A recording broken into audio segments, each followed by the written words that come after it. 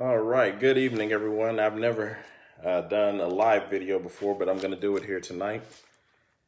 Uh, and tonight, I want to talk to you briefly, but not so much biblically as I want to do it publicly, about why Judas was necessary. Um, and if any of you know anything about the story of Jesus, you would know that he was betrayed by one of the disciples. And it was Judas Iscariot. And in Luke 22, this to me is the most descriptive moment to me because it gives me a better understanding as to why he did it. And it was at the night of the Passover where the chief priests and scribes were trying to figure out, like, how are we going to kill this Jesus fella? We know some people like him. And so they were afraid of a rebellion. But then in the process, if you put the stories together of Matthew, Mark, John, and Luke, it'll tell you that during this time, they were, during the feast, Satan entered into Judas. And so when this happened, Judas went over and made a deal with them and was like, hey, listen, if you give me some money, I'll help y'all out with that. And they gave him 30 silver coins, and which was not a whole lot when you translate to today.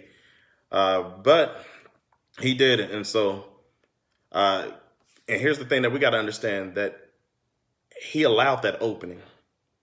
Because remember what we talked about last week, Satan is not this all-powerful being, despite what the movies and the world try to tell you. Satan is a fallen angel. That is all he will ever be. He doesn't have any more power than you allow him to have. And so that is important to understand. Judas allowed that opening. He allowed that opening. And he was only fulfilling his part in the prophecy that was told 1,000 years before him.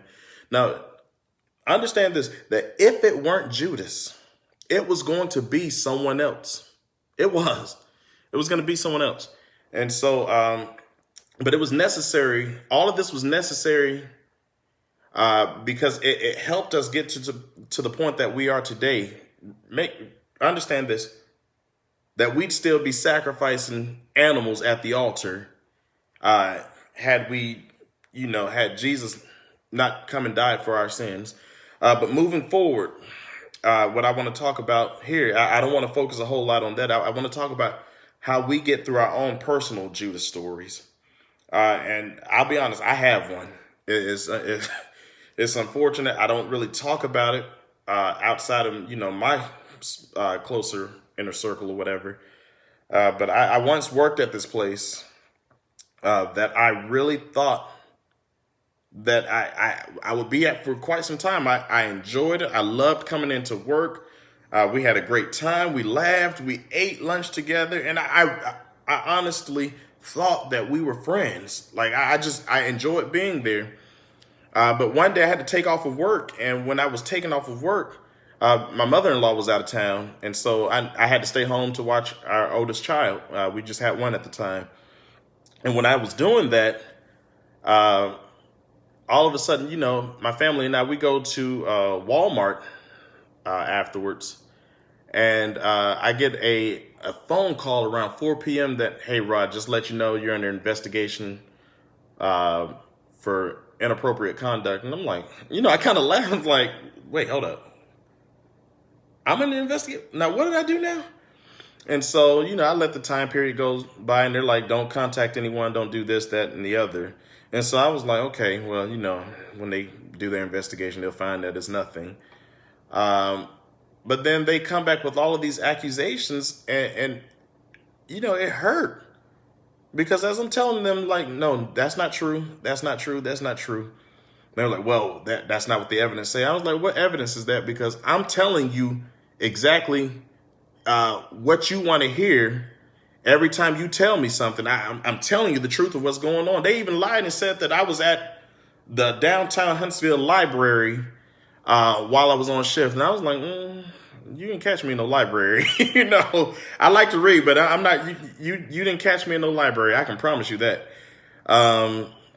And the part that hurt the most to me was the fact that, I was down with this job, even in moments where they couldn't pay me. No lie, I'm not even joking.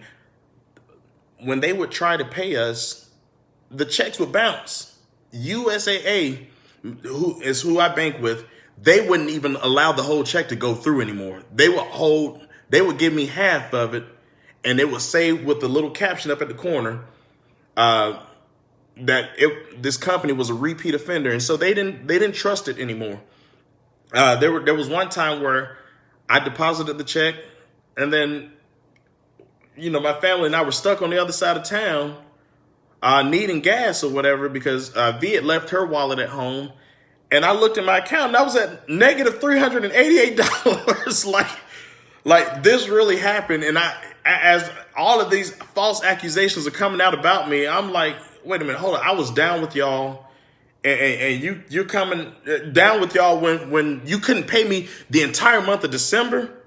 I had to ask V to pay for a rental car and a hotel room for my side of the family's funeral, all because the company that I was working for couldn't pay me.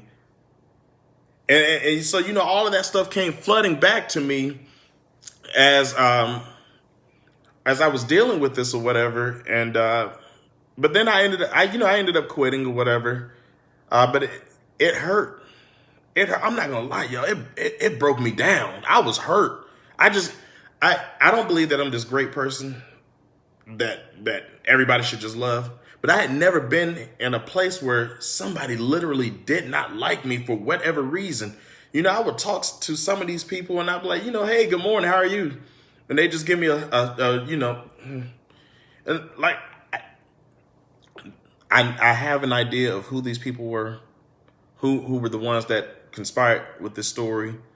But I'm not gonna put anybody's name out there. I don't believe in all of that. Now, back in the day, I might have tore them up, but we got to move through that. But moving forward, where they were a blessing in disguise is because they put me in a position today where I get to be a more positive role model. Back then, when I was working this job, I didn't have a whole lot of association with people, and so. Now I'm in a position now where I can make a positive impact, a positive influence on the kids that are around me. And that could have never happened if I didn't deal with my own personal Judas, because I would have probably still been there. And so, to whomever it was within that body of people that set me up, I thank them. I forgive them. I love them no less. Now, I don't trust them. Understand that? I don't trust them, but I don't love them any less. And I had to go through that to get to this place that I am today. I'm at peace with it. I'd never been lied on to my knowledge like that before. But it had to happen in order for me to get to this place that I am today. Now I'm in a position that I can truly make a difference. I would have never made a difference back then like this. And so I'm thankful for my Judas. I know that's weird, but I'm thankful for them. Thank you, Miss Christie. Thank you so much. But I said all of that in hopes that I'm giving you a blueprint to understand that you may be dealing with your own personal Judas today. That whether that be, a coworker, it can be a family member, or it can be a friend, somebody that has hurt you beyond repair. Understand that only those that you love the most can really actually hurt you. A person driving down the street flicking you off, that's one thing. We don't care about that. But it means something different when you know the people personally and you call them a friend, you call them family, you tell them the words, I love you. And I can only imagine, what Jesus must have been going through in that moment, because the very next time he saw Judas, he still gave him a kiss on the cheek, even knowing that he was the very reason that he was being sent to his death. And that is the place that we got to get to. I'll be honest with you. I was bitter for a long time. I mean, downright angry. But in the long run, I thank them. I do. Now I get the summer with my kids. I never had that before. I never had extended period of time when I was working this other job with my family. And so now I'm thankful. And so my Judas was necessary. And whomever put you in this hurtful position that you might be in today, be thankful for them. God, he does, Sheila. Truly, we gotta be thankful. And when you see these bitter and angry people, pray for them. They're going through something, and understand they're gonna kick you to a low place. They will. They'll kick you to a low place. But when we stay in that low place, we stay there by option. We can get up and we can get out of it, and we can either make the best of the hurt that we've gone through, or we can sit there and mellow in our own sorrows. We can cry for spoiled milk. Everybody is going to go through it at some point. Okay? I love you guys. I hope that this has given you something to work through. And I don't even know why this just randomly jumped on my heart, but I really, I guess I had to say it for myself. I'm thankful for that experience, because I now know that even at my most heartbreaking hour, that God is still better. He is still better. And so I'm thankful for those that betrayed me. I'm thankful for my personal Judases. I don't like this guy in the Bible, but he was a necessary part of our spiritual growth of today. And so I love you all. Thank you so much. And hey, listen, we almost up out of this 2020. 2021, we're gonna do some big things. Love you guys. Thank you so much.